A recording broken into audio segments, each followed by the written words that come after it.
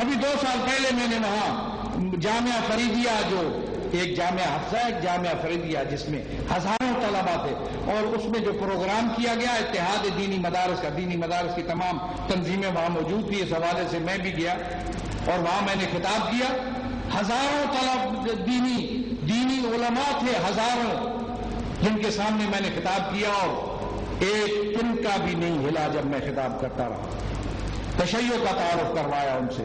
یہی رشید غازی تھا جس نے مجھے گاڑی سے اتارا بھی اور گاڑی پہ سوار بھی کیا. کوئی مشکل نہیں ہے، کوئی مجبوری. ان کا باپ مارا گیا. اب بہت سی باتیں میں نہیں کہہ سکتا ہوں لوگ، لیکن انہوں نے ان کو شیعہ سنی مسئلہ نہیں بنایا. کیسے مارا گیا وہ ایک الگ داستان ہے. اس لیے میں سمجھتا ہوں کہ اتحاد و وحدت کا عمل بہت ضروری ہے. تشیع کے مفاد میں ہے، امت مسلمہ کے مفاد میں ہے، پاکستان کے مفاد میں ہے، اور یہ ہماری ذمہ داری بنتی ہے. میں کسی گلی محلے کا آدمی نہیں ہوں کہ صرف اب سوچوں کہ اس محلے میں اور اس گلی میں اور اس مسجد کے تحفظ میں نے کیسے کرنا ہے. تشیع کا تحفظ میری ذمہ داری ہے. امت مسلمہ کی بات کرنا میری ذمہ داری ہے. آل محمد جو آفاقی ہستیاں ہیں، جو دنیائے بشریت کے امام اور رہنما ہیں، مجھے تو ان کا پیغام یورپ کے اس انسان تک پہنچانا ہے جو اب پریشان ہے. اسے کوئی زندگی کا لائے عمل چاہیے جو اس کو سکون دے سکے. میں پھر صرف اس شیعہ کو جو بیچارہ ہے، کمزور ہے، میں اس کے لیے کوئی سمجھتا ہوں کہ مجھے اس کے ساتھ بھی تعاون کرنا ہے، اس کی حالت کو بھی دیکھنا ہے.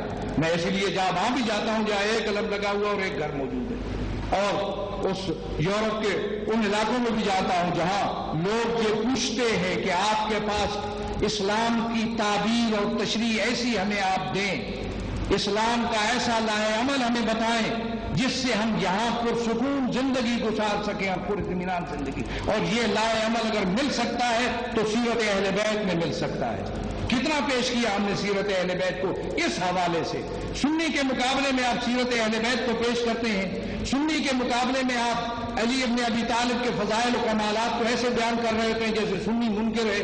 میں یہ بھی الگ موضوع ہے جس پہ میں جب بات کروں گا تو بہت سے لوگوں کو شاید ناپسند. صرف ایک مسئلہ ہے جس میں سنی شیعہ کا اختلاف ہے، وہ ہے خلافت کا مسئلہ. باقی جتنے بھی مناقب ہیں، جتنے بھی فضائل ہیں، جتنے بھی پہلو ہیں، جتنے بھی خصوصیات اور امتیازات ہیں آل محمد کے، کوئی سخت سے سخت سنی بھی انکار نہیں کر سکتا. آپ اس انداز میں بیان کر کے ان فضائل و کمالات کو مورد نزاع آپ بناتے ہیں. مت کریں ایسا، اس انداز میں بیان نہ کریں. انا مدینۃ العلم وعلی بابها، انا دار الحکمت وعلی، اور اس قسم کے کتنے فضائل و کمالات ہیں کہ جس میں مرجعیت و مرکزیت اہل بیت کو مانتے ہیں، سنی بھی مانتے ہیں.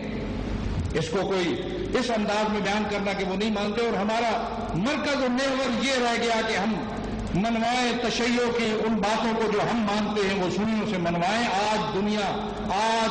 آج اسلام کے بارے میں دنیا پوچھتی ہے. میں جب گیا وہاں جامع ازہر میں تو انہوں نے کہا جی ہمارا ماٹو ہے. سب سے پہلے تو انہوں نے بتایا کہ جامع ازہر کیا ہے. جامع ازہر ایک مسجد ہے، ایک مسجد تھی جامع مسجد، اب وہ یونیورسٹی بھی بن گئی، اب جامعہ بھی ہے، جامع بھی ہے اور جامعہ بھی ہے.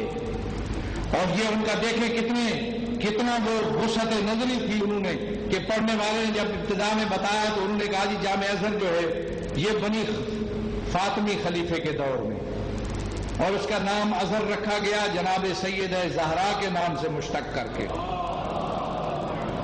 اور سب سے پہلا درس اس میں جو دیا تو آغا کیروانی نے دیا، جو شیعہ عالم تھے انہوں نے اپنی کتاب سے دیا جو شیعہ فقہ کے مطابق تھی.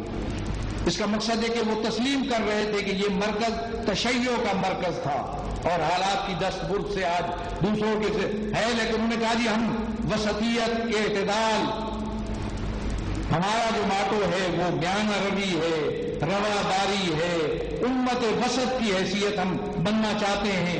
ہم اسلام کی صحیح تصویر یورپ کے سامنے پیش کرنا چاہتے ہیں کہ مسخ شدہ تصویر یورپ کے سامنے اسلام کو ایک ٹیررسٹ دین کے لحاظ سے، ایک ایک تشدد پسند مذہب کے لحاظ سے پیش کیا جا رہا ہے یورپ کے اندر، اس لیے ہم اس کو ایک اعتدال پسند دین کے لحاظ سے ہم پیش کرنا چاہتے ہیں۔ اس لیے ہم نے یہ اجلاس بلایا ہے، اور ان کے فارغ التحصیل لوگ تھے، ہم تو بحیثیت مبصر کے گئے تھے، یہ جو ڈاکٹر سکندر ہیں بنوری ٹاؤن والے یہ بھی تھے اس کے اندر، اور بھی کچھ لوگ یہاں کے تھے باہر۔ اس لیے میں سمجھتا ہوں کہ ہمیں وحدت و اتحاد کے عمل کو ایک زندہ قوم کی حیثیت سے، آل محمد کے مشن کی حیثیت سے، ان کی فکر اور سوچ اور ان کے معارف کی حیثیت سے اس کو آگے بڑھانا ہے، کسی کمزوری اس کی وجہ سے نہیں ہے۔ اور ہم جانتے ہیں، اور بڑی بصیرت کے ساتھ میں کہتا ہوں کہ اس وادی میں ہم نہیں پڑے جو چاہتے تھے وہ کہ ہمیں بھی اس میں گھسیٹے اور اس مسلح جنگ کے اندر ہمیں بھی شامل کرے۔ میں بصیرت کے ساتھ اس بات کو کہتا ہوں، اس کی نفی کرتا ہوں، دو ٹوک انداز میں نفی کرتا ہوں کہ یہ قوم کے مفاد میں نہیں تھا، یہ بہت بڑی سازش تھی، ہمیں کھینچ کر وہ لانا چاہتے تھے میدان میں، اور اس طریقے پہ کشتوں کے کشتے لگا کر شیعوں کو اقلیت ثابت کرنا اور شیعوں کے اس ملک کے اندر ایک کمزور، ایک ناتواں قوم بنانا چاہتے تھے۔ ہم نے شہادتیں دی، اور میں سمجھتا ہوں کہ ترابی سے، شہید ترابی سے بڑھ کر اور کون سا شہید ہم نے دیا، شہید ضیاء الدین سے اور اس قسم کے دوسرے جو شہداء ہیں، اتنے شہید دیے، اور یہ شہداء ہم تاریخ کے اندر دیتے آئے ہیں، کوئی نئی بات نہیں ہے۔ تشیع کی تاریخ شہادت کے خون سے سرخ ہے، اور تشیع جتنی بھی شہادت کا خون اس کی بنیادوں میں پڑا، اتنی تشیع اور زیادہ مضبوط ہوئی۔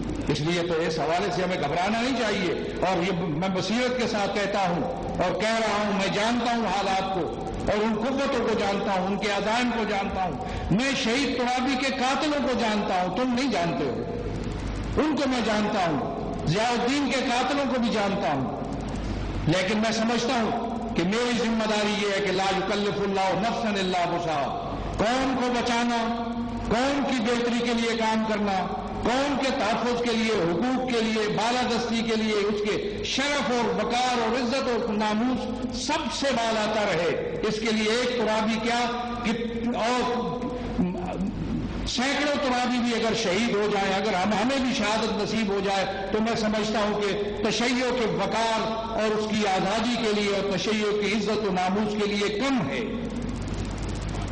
اور اس کے ساتھ ساتھ میں سمجھتا ہوں کہ سیاسی میدان کے اندر وجود ضروری ہے۔ اگر اس ملک کے اندر مذہب کے نام پہ سیاسی جماعتیں نہ ہوتی تو میں کبھی اس قسم کا اقدام کی حمایت نہ کرتا، لیکن اس ملک کے اندر مذہب اور مسلک کے نام پہ جماعتیں موجود ہیں جو سیاسی میدان کے اندر وارد ہیں۔ میں اس بات کی نفی کرتا ہوں کہ ہمیں مذہب کو ایکسپلائٹ کرنا چاہیے، استعمال کرنا چاہیے سیاست کے لیے، لیکن حوالہ مذہب کا ضرور ہے۔ کچھ لوگ دوسرے حوالوں سے سیاست میں آتے ہیں، ہم مذہب کے اور اسلام کے حوالے سے سیاست میں آتے ہیں۔ جتنے وہ روشن خیال ہیں، جتنے وہ عوام کے حقوق کے تحفظ کی بات کرتے ہیں، ہم اس سے بڑھ کر اور بہتر انداز میں بات کر سکتے ہیں۔ جو عدل و انصاف وہ عوام کو فراہم کر سکتے ہیں، جس انداز میں وہ عوام کے حقوق کا تحفظ کر سکتے ہیں، ہم اس سے شفاف ترین طریقے سے ان حقوق کا تحفظ کر سکتے ہیں۔ اس لیے کہ ہمارے سامنے موجود ہیں نمونے، ہمارے سامنے موجود ہیں سیرتیں، ہمارے سامنے موجود ہیں ایسے کردار۔ اور آپ نے دیکھا، اور میں آپ کو بتا دوں کہ اس ملک کے اندر صرف مذہبی قوت کافی نہیں ہے۔ مذہبی قوت سے صرف حقوق کا تحفظ اور زندگی کا تحفظ اور تشیع کی حیات کا اور زندگی کا اور وقار کا اور بقا کا تحفظ نہیں کیا جا سکتا۔ سیاسی میدان کے اندر جب تک آپ اپنا قدم نہیں رکھیں گے، اپنے مشن کے لیے اپنا ووٹ جب تک آپ استعمال نہیں کریں گے،